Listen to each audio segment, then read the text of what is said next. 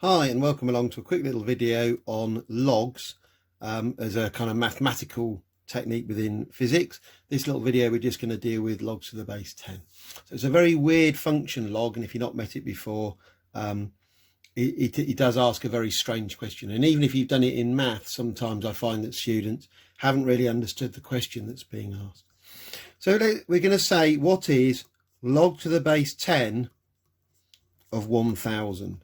And the question that this function asks is, to what power must I raise 10 so that I get 1000?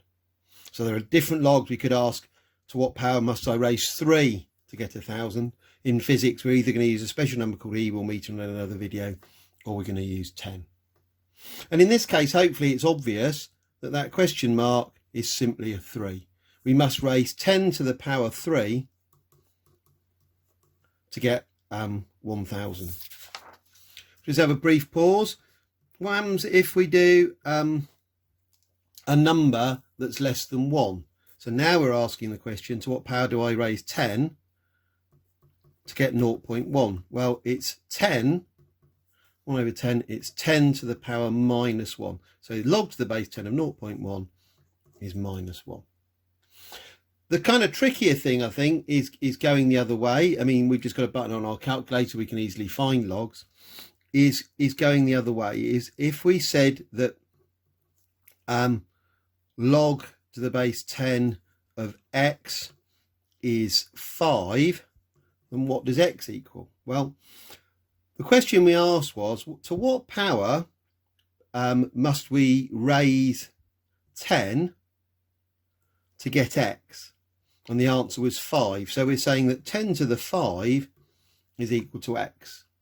Yeah, so quite straightforward to work that way round if you're once you're confident. Of course, it still works if it's a decimal fraction. We'd need to use our calculator to do 10 to the power, and that's often the inverse of the log function on our calculator. Not going to do that one now, but you get the idea. And we can use it algebraically as well, and that's perhaps the key thing in this video. Let's take this as an example where we got an equation and we want to try and get, say, a on its own, and it's not obvious how we're going to do that.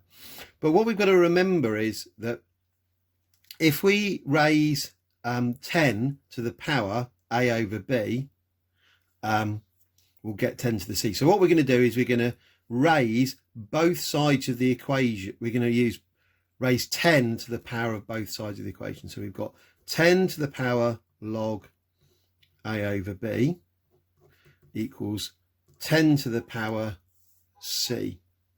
10 to the power log a over b is simply a over b, because we are asking to what power must we raise 10 to get a over b, and that equals 10 to the c. So a is equal to b times 10 to the c. I hope that should be enough to get you started, particularly on the apparent and absolute magnitude questions.